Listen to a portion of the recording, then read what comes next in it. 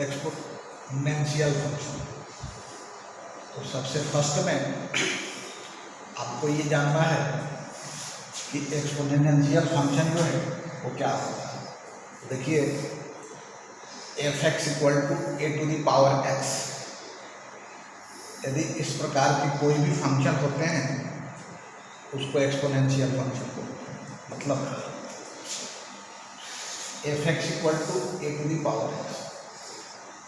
अब यहाँ पर ए जो है कोई भी फिक्स कांस्टेंट हो सकता है और इस कांस्टेंट का जो वैल्यू होगा वो 0 से बड़ा हो लेकिन 1 के बराबर नहीं हो। यदि ये 1 के बराबर होगा तो जैसे a to the power x और ए का वैल्यू 1 हो जाए तो ये 1 पर पावर एक्स वैल्यू 1 हो जाए, ये फंक्शन जो है कांस्टेंट फंक्शन हो जाएगा, एक्सपोनेंशियल फंक्शन नहीं रहेगा। इसलिए f x equal to A to the power x तो है a greater than 0 and a not equal to, इसी फंक्शन को एक्सपोनेंशियल फंक्शन बोलते हैं। अब सवाल ये उठता है कि यदि फंक्शन एक्सपोनेंशियल हो इसके डोमेन क्या हो। इसके डोमेन देखिए यहाँ पर हम x का कोई भी वैल्यू रख सकते हैं और वैल्यू कितना हो रखे x का, कोई भी रियल नंबर रखे तो वैल्यू हमेशा कुछ न कुछ रियल नंबर ही आएगा। इसलिए x का जो वैल्यू होगा डोमेन बोलते हैं उसे, और इस फंक्शन का जो डोमेन होगा वो r होगा और r का मतलब होता है set of all real numbers, set of all real numbers. मतलब एक्सपोनेंशियल फंक्शन का जो डोमेन होगा वो ऑल रियल नंबर्स हो। अब इसका रेंज बताओ, रेंज क्या? तो देखिए एक्सपोनेंशियल फंक्शन जो होगा वो हमेशा पॉजिटिव होता है। जैसे a to the power x, a to the power x के बारे में पूछा जाए कि क्या होगा फिर, तो बोलेंगे कि हमेशा 0 से बड़ा होगा, इसका जो वैल्यू होगा 0 से छोटा हो नहीं सकता। तो यदि एफ एक्स को वाई मानते हो, y f x equal to A to the power x और एफ एक्स को वाई मानेंगे तो Y equal to A to the power x और a to the power x greater than 0, then values of y are always 0 to infinity. इसका मतलब ये हुआ कि जो वाई का वैल्यू होगा वो हमेशा 0 से बड़ा होगा। मतलब range of Y lie between 0 to infinity.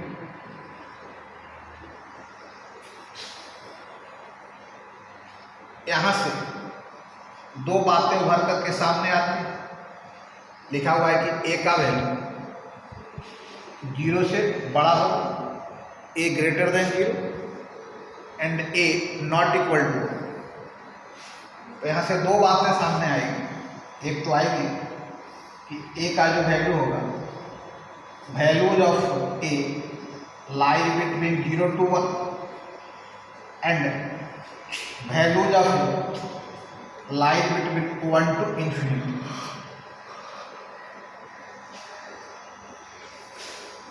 क्योंकि यहाँ पर ए का वैल्यू 1 के बराबर नहीं होगा, तो ए का वैल्यू 0 से 1 के बीच में होगा या फिर ए का वैल्यू 1 से बड़ा होगा।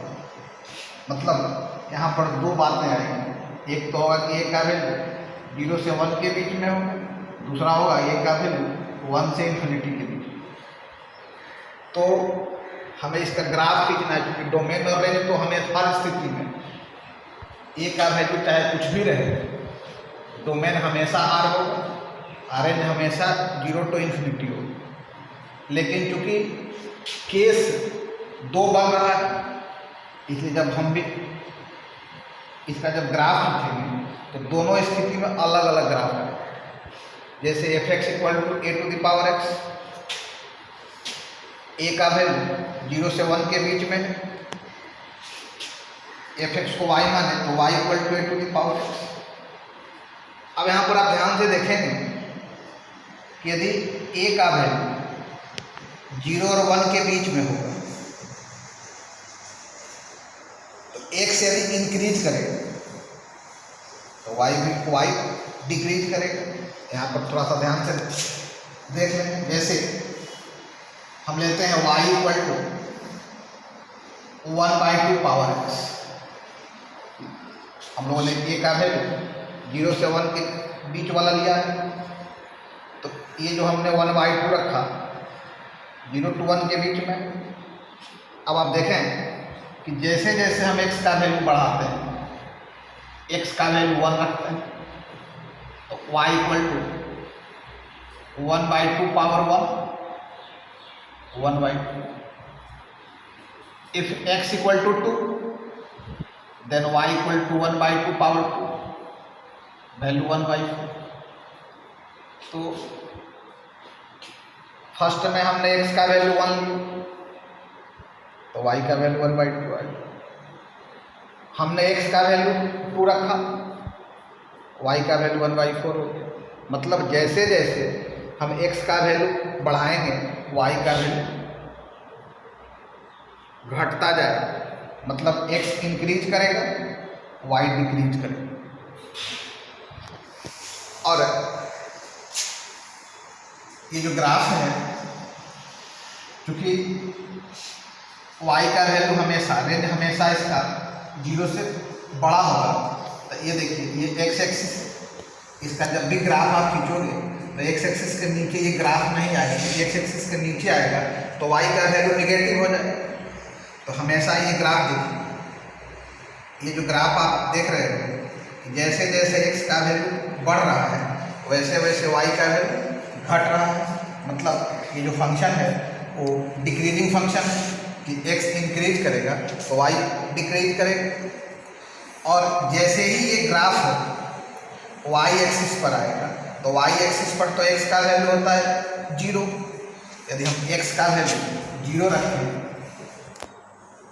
तो 1/2 पर पावर 0 वैल्यू 1 हो जाएगा। मतलब y का वैल्यू 0 रखने से, x का वैल्यू 0 रखने से y का वैल्यू 1 हो गया। मतलब ये जो ग्राफ है वो आकर के y एक्सिस पर कट करेगा और यहाँ पर कटिंग पॉइंट क्या होगा 0 होगा। अब आप देखते हैं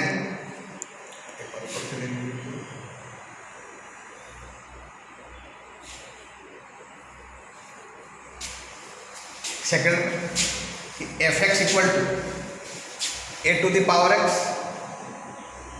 ए ग्रेटर देन 1। एफ एक्स को हमने y मान, y equal to A to the power x. अब यहाँ पर आप देखेंगे कि जैसे जैसे x का वैल्यू इंक्रीज करेगा y का वैल्यू भी इंक्रीज करेगा, मतलब ये इंक्रीजिंग फंक्शन होगा। आप यहाँ पर देखें कि y equal to 2 to the power x लेते हैं। यदि x का वैल्यू 1 लेते हैं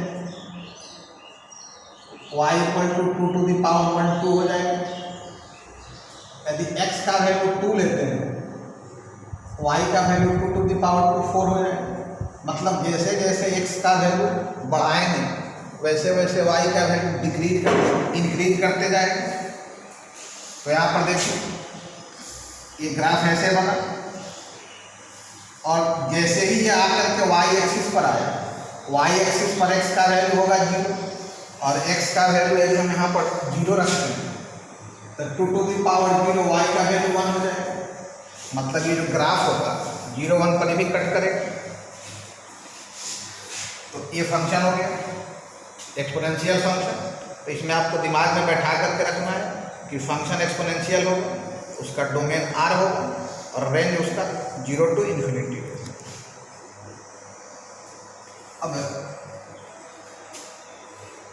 आता है logarithmic function. F x equal to log base a power x, इस ए को बेस बोलते हैं और इसे पावर बोलते हैं।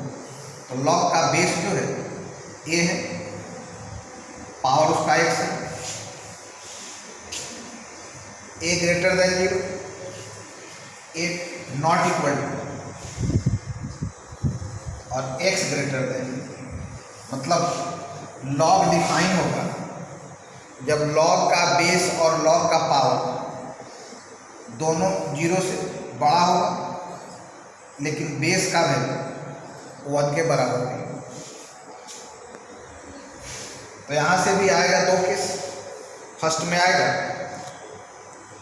कि बेस जो है 0 से 1 के बीच में हो, f x equal to log base a power x. तो डोमेन हमेशा डोमेन लॉग का जो पावर होगा 0 से बड़ा होगा, तो डोमेन इसका हो गया 0 to इन्फिनिटी, और रेंज होगा क्योंकि लॉग का वैल्यू पॉजिटिव भी हो सकता है, नेगेटिव भी हो सकता है। अब यहाँ देखिए, यदि इसका ग्राफ खींचेंगे तो ये ग्राफ इस प्रकार का है।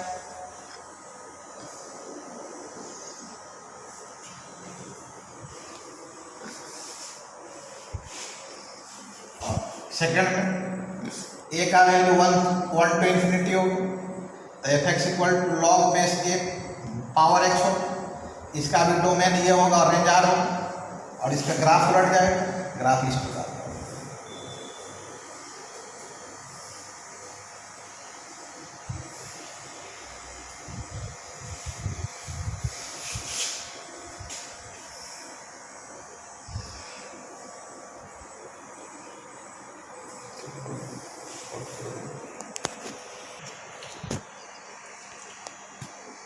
Find the domain of the function.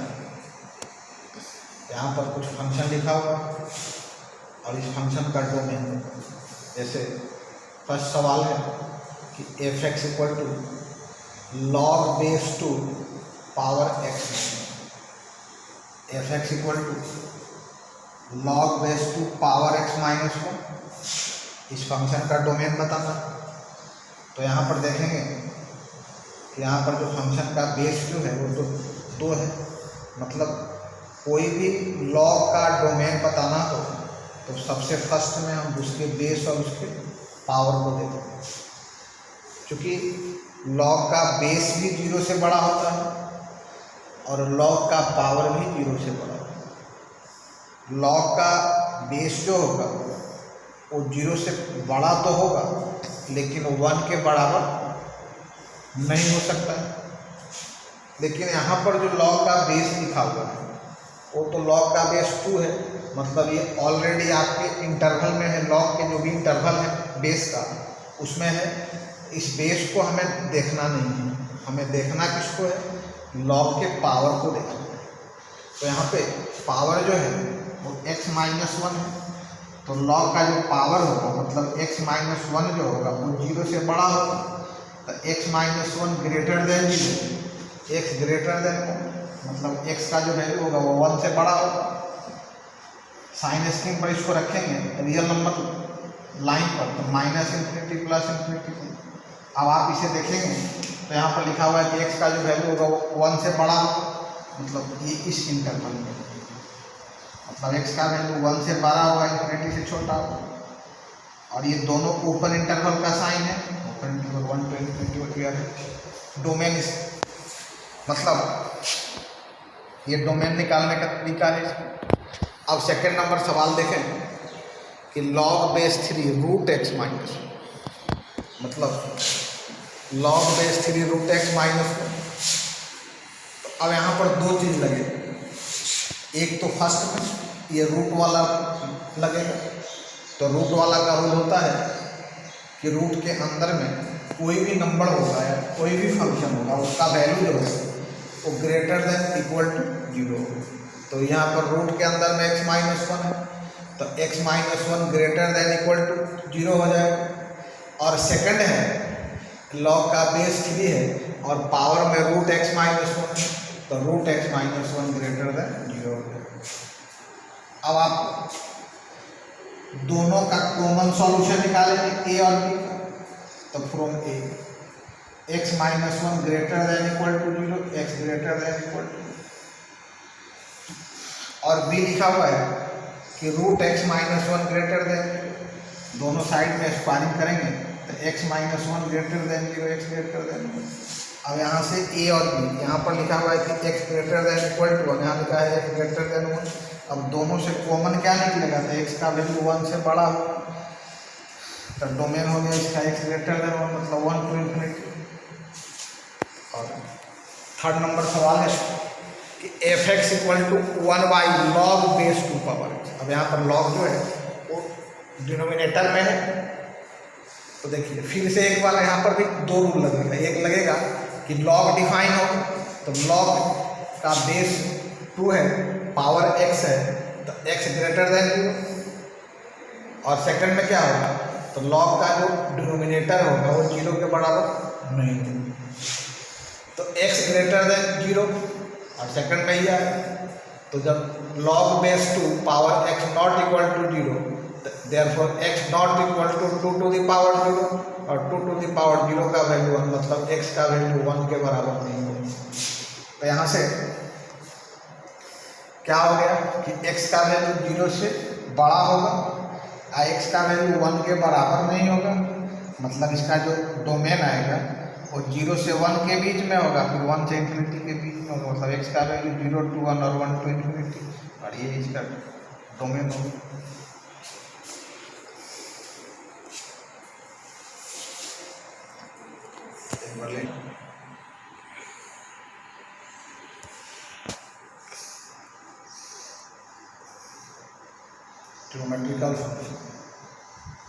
Geometrical function में फर्स्ट फंक्शन है sine function, f x equal to sine x. ये साइन फंक्शन और ये साइन का डोमेन बताऊंगा। डोमेन के बारे में आपको बता चुके हैं कि x के वैल्यू को डोमेन कहते हैं, और यहाँ पर हम x का कोई भी वैल्यू रखेंगे तो साइन का कुछ न कुछ वैल्यू निकलेगा, मतलब साइन का डोमेन हो गया r, और r जहाँ भी लिखा रहे इसका मतलब हुआ set of all real numbers, मतलब साइन का डोमेन हो गया ऑल रियल नंबर्स, और इसका रेंज निकालना है। तो साइन का जो रेंज होता है वो -1 से +1 के बीच में होता है, मतलब साइन एक्स का वैल्यू -1 भी हो सकता है या -1 से बड़ा भी हो सकता है, +1 भी हो सकता है, +1 से छोटा भी हो सकता है, मतलब ये साइन का रेंज आए। अब साइन का ग्राफ खींचेंगे आप तो ध्यान से देखेंगे कि ये जो लाइन है वो x एक्सिस है। कोई भी ग्राफ जब भी आप खींचते हो तो x एक्सिस और y एक्सिस पे ही खींचते हैं। ये x एक्सिस हुआ और ये y एक्सिस हुआ। अब आप देखेंगे हमें ग्राफ जो खींचना है वो f x equal to sine x का खींचना है, f x equal to sine x, f x को y मानेंगे तो y equal to sine x. ये जो ग्राफ है, यदि हम कोई भी ग्राफ खींचते हैं तो सबसे फर्स्ट में हम लोग ये देखते हैं कि ग्राफ जो है वो एक्स एक्सिस के कौन कौन से एक्स एक्सिस को कौन कौन से पॉइंट पर काट रहा है। तो देखिए एक्स एक्सिस को जिस जिस पॉइंट पर काटेगा उस पॉइंट पर y का जो वैल्यू होगा 0 होगा, तो हम इसमें पुट करते हैं, पुट y इक्वल टू 0, तो y का जब वैल्यू 0 रखेंगे तो साइन x का वैल्यू 0 है, और जैसे ही साइन x इक्वल टू 0 आएगा तो जनरल सॉल्यूशन में इसका सॉल्यूशन है x equal to n pi, n belongs to y, मतलब n की जगह पर इंटीजर रखते जाएंगे हमें पॉइंट मिलता जाएगा। तो x की जगह पर 0 रख, n की जगह पर 0 रखेंगे तो x का वैल्यू आएगा 0, 1 रखेंगे तो पाई, 2 रखेंगे तो 2 पाई, 3 रखेंगे तो 3 पाई एंड सो ऑन। और आगे आप और भी बढ़ा सकते हैं। -1 रखेंगे तो -पाई, -2 रखेंगे -2 पाई, -3 रखोगे -3 पाई एंड सो ऑन।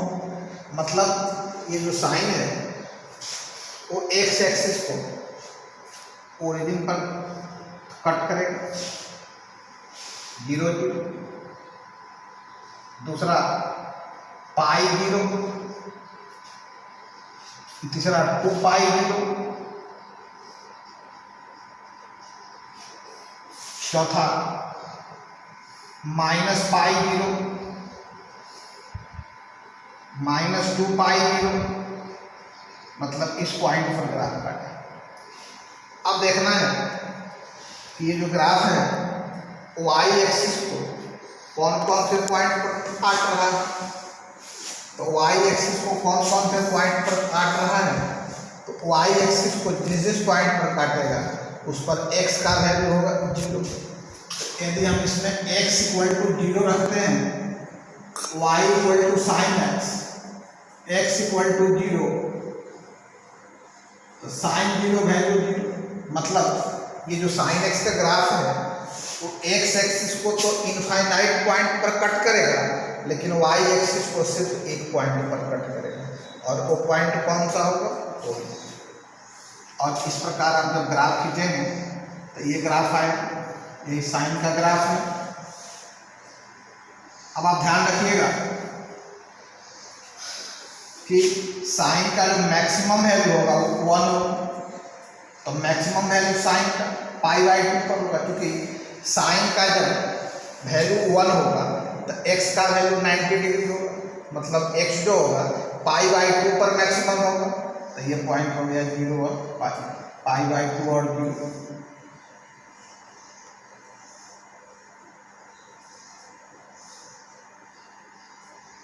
π/2 ये पॉइंट हो गया 0 3 π/2।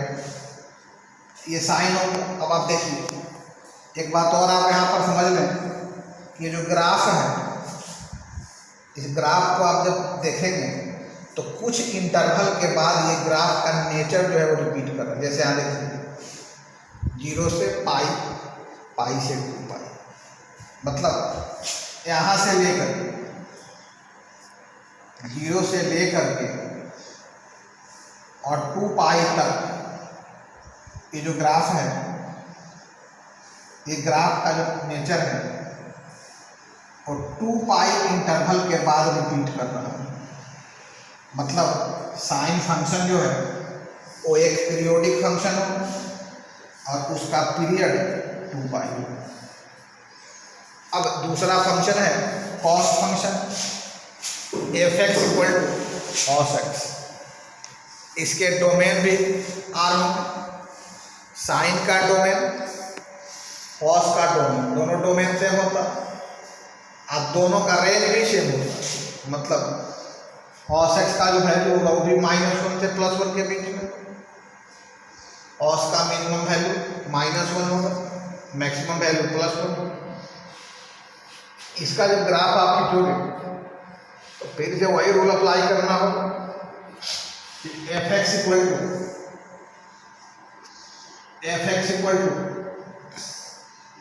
cos x, y = cos x। और हमें ये देखना है कि ग्राफ जो है x एक्सिस को कौन कौन से पॉइंट पर काटता है। तो x एक्सिस को जिस पॉइंट पर कट करेगा उस पर y का वैल्यू 0 हो जाएगा। तो y = cos x, मतलब cos x = 0, x = 2m + 1 × π/, n belongs to I। अब n का वैल्यू बैठाते जाओगे, x का वैल्यू निकलते जाएगा।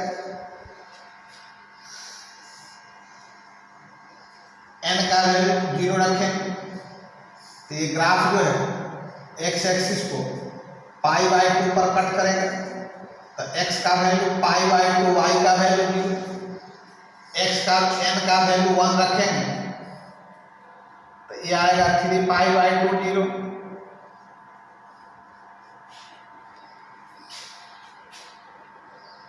ये आ गया -π/2 0। ये आ गया -3π/2 0। और ये ग्राफ जो है y एक्सिस को कौन से पॉइंट पर काटता है, इसके लिए x का वैल्यू 0 रखना होगा। y = cos x, x का वैल्यू 0 रखेंगे तो cos 0 1, x का वैल्यू 0, y का वैल्यू 1। मतलब ये ग्राफ जो है वो y एक्सिस को सिर्फ एक पॉइंट पर कट करेगा और वो पॉइंट कौन सा होगा, 0 1। अब इसमें भी आप देखेंगे यहाँ से लेकर के और यहाँ तक में, तो 2π इंटरवल के बाद ग्राफ का नेचर फिर से रिपीट कर रहा है। देखिए यहाँ पर है, फिर यहाँ पर है, मतलब यहाँ से यहाँ तक का लेंथ 2π हुआ।